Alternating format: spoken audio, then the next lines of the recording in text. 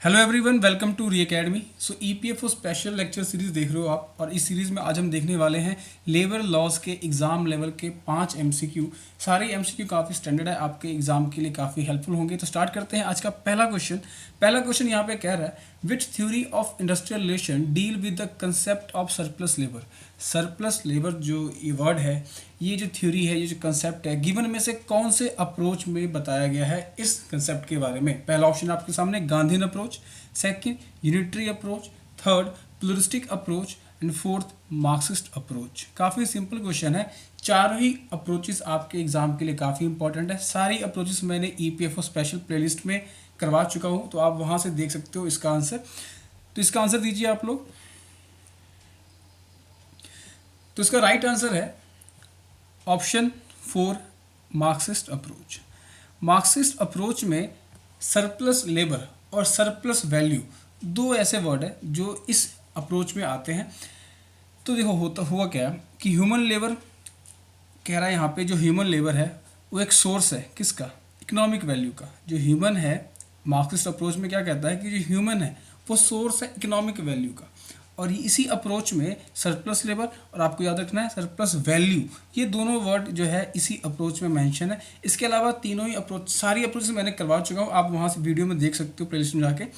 इसके अलावा शॉर्ट में अगर देखा जाए, यूनिटरी अप्रोच क्या कहता है, यूनिटरी अप्रोच कहता है कि एक ही अथॉरिटी होती है इंडस्ट्री में, ऑर्गेनाइजेशन में, वो है मैनेजमेंट, जो कि डिसीजन लेता है उसी को लेना चाहिए डिसीजन। बाकी किसी भी ट्रेड यूनियन की ज़रूरत नहीं है। लेबर सारे एक जैसे होते हैं, तो हमें उनके लिए ट्रेड यूनियन की ज़रूरत भी नहीं है। इसका जो जस्ट ऑपोजिट है, रिवर्स है, वो है प्लुरिस्टिक अप्रोच।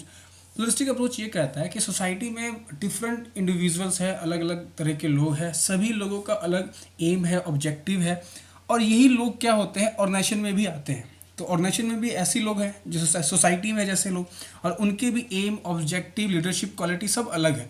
तो इनको यूनिफाइड रखने के लिए हमें ट्रेड यूनियन भी चाहिए। तो प्लुरिस्टिक अप्रोच ट्रेड यूनियन की बात करता है।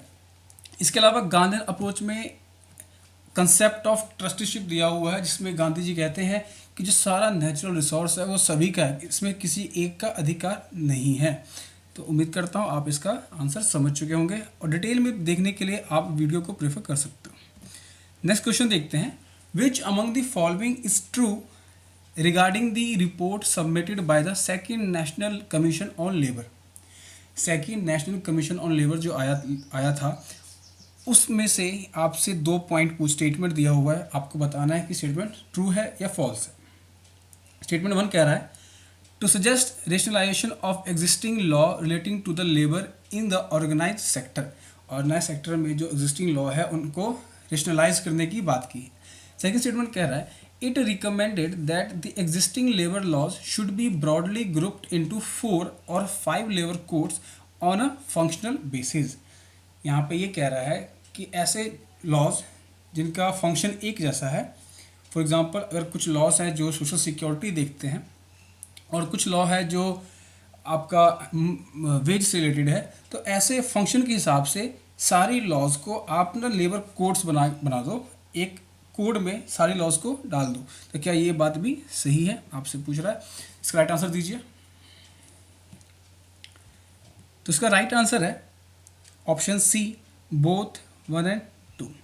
दोनों ही स्टेटमेंट यहाँ पे सही है regarding second national commission report. अब जो सेकेंड नेशनल कमीशन रिपोर्ट है, इसमें 2 चीज़ें आपको याद रखनी है।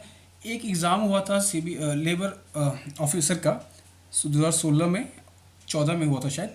तो उस पेपर में एक क्वेश्चन आया था, और उस क्वेश्चन में ये था कि second national commission on labour, first national commission labour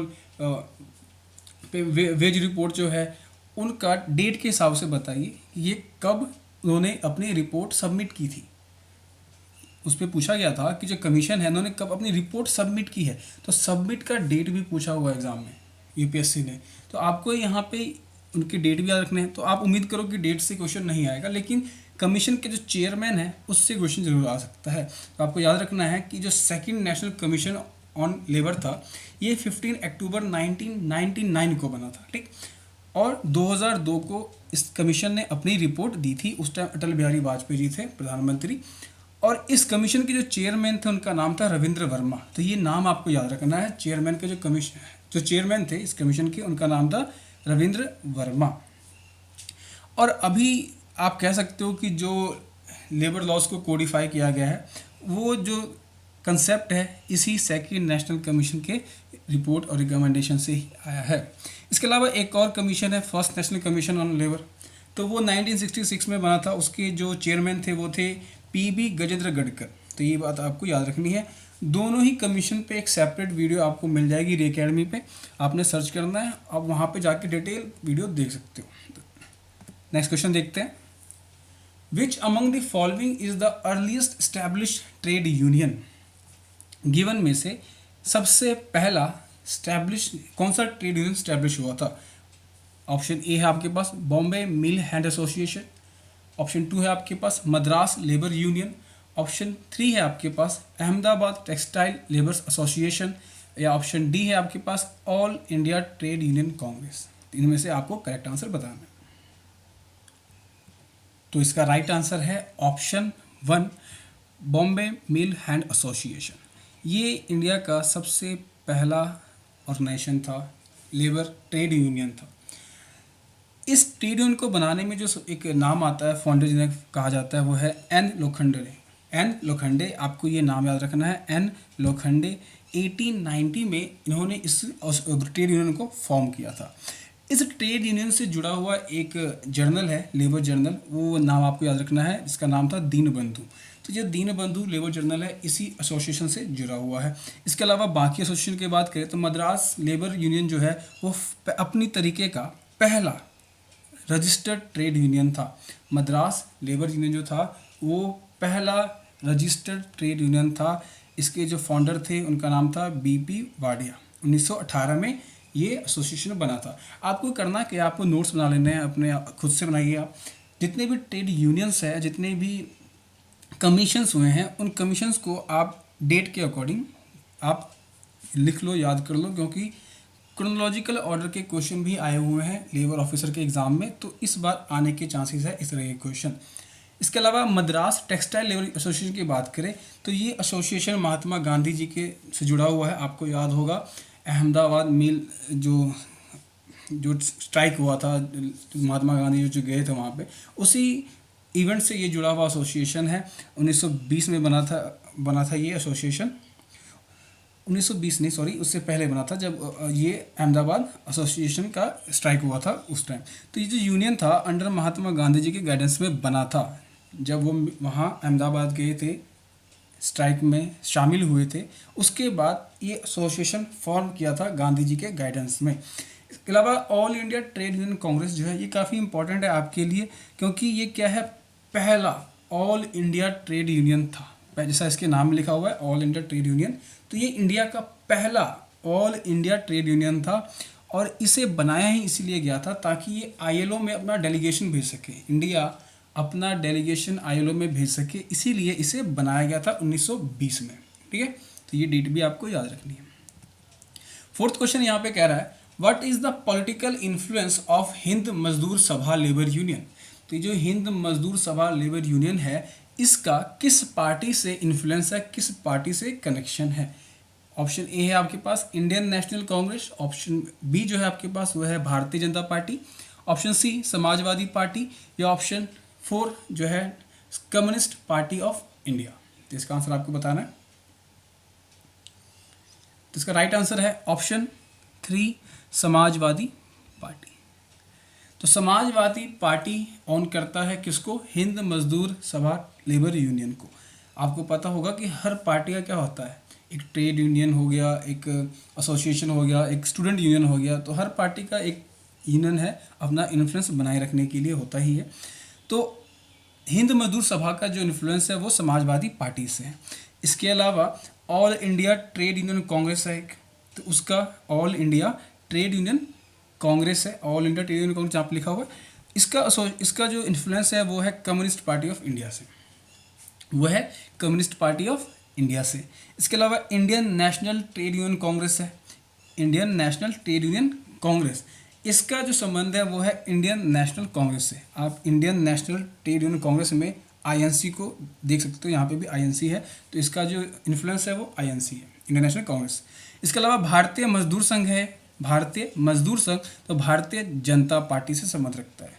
इसके अलावा यूनाइटेड ट्रेड यूनियन कांग्रेस है, यूनाइटेड ट्रेड यूनियन कांग्रेस है जिसका संबंध है रिवोल्यूशनरी सोशलिस्ट पार्टी, तो इसका संबंध है सोशलिस्ट पार्टी से। तो ये भी आपको याद रखने हैं, इस तरह के क्वेश्चन आ सकते हैं आपके एग्जाम में। लास्ट क्वेश्चन हमारे पास, which among the following conventions of India is not ratified by India.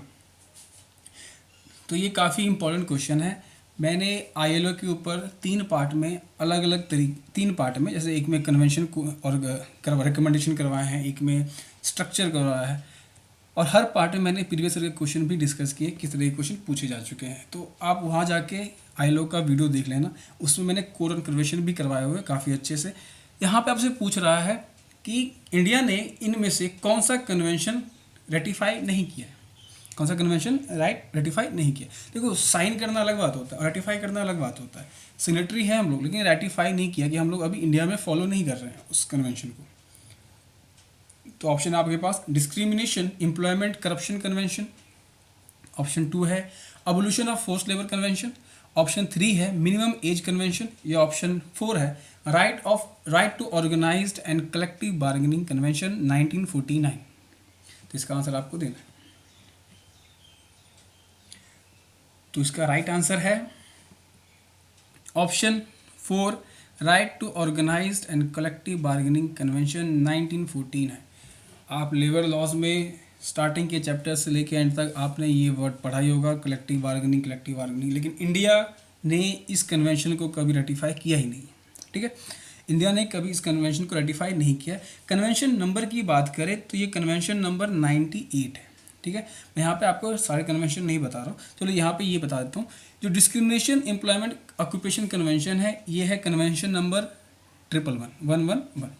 अबोल्यूशन of forced labour convention, ये है कन्वेंशन नंबर 105, और मिनिमम एज कन्वेंशन, ये है कन्वेंशन नंबर 138। ठीक है, और ये कन्वेंशन नंबर 98 है। तो ऊपर के तीनों को इंडिया ने रेटिफाई किया है। इसके अलावा बात करें तो कन्वेंशन नंबर 29 है, 105 हो गया आपका ये वाला, 100 हो गया, 111 हो गया, 138 हो गया और 182 हो गया।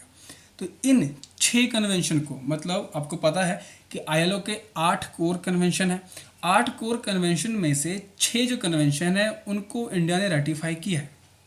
तो बचे 2 कन्वेंशन, जिसका आपको याद रखना है हमेशा, क्योंकि क्वेश्चन नहीं वाले पूछे जा सकते हैं। तो एक तो आपका ये हो गया कन्वेंशन नंबर 98। इसके अलावा एक कन्वेंशन है कन्वेंशन नंबर 87, वो कहता है freedom of association and protection of the right to organise convent. ठीक है, और ये 1948 का है ये कन्वेंशन, और ये कन्वेंशन नंबर 87 है। इन दोनों ही कन्वेंशन को इंडिया ने रेटिफाई नहीं किया है। रीज़न है, बहुत सारे रीज़न है। एक रीज़न ये है कि इनकी जो कंडीशंस है, इनकी जो डिमांड है इस कन्वेंशन को रेटिफाई करने के बाद, वो काफ़ी स्ट्रिक्ट है इंडिया के लिए, जिसमें ये रेस्ट्रिक्शन लगाते हैं इंडिया के गवर्नमेंट सर्वेंट्स के ऊपर। तो इसीलिए इंडिया ने इन्हें रेटिफाई नहीं किया। इसके अलावा बहुत सारे रीज़न है, तो रीज़न को हमें जानना नहीं है, आपको याद रखना है कन्वेंशन नंबर 87 और 98, ये दोनों कन्वेंशन को इंडिया ने रेटिफाई नहीं किया है। तो ये थे आज के 5 क्वेश्चन। उम्मीद करता हूँ कि आपको सारे क्वेश्चन पसंद आए होंगे, अच्छे लग रहे होंगे, आपने स्कोर भी अच्छा किया होगा। अगर ये वीडियो आपको अच्छी लग रही हो तो आप चैनल को सब्सक्राइब कर सकते हो, वीडियो को लाइक कर सकते हो, और इस वीडियो की PDF आप ले सकते हो टेलीग्राम चैनल री अकेडमी से, और इंस्टाग्राम पे भी आप हमें फॉलो कर सकते हो। तब तक के लिए ध्यान रखिए, स्वस्थ रहिए। Thank you.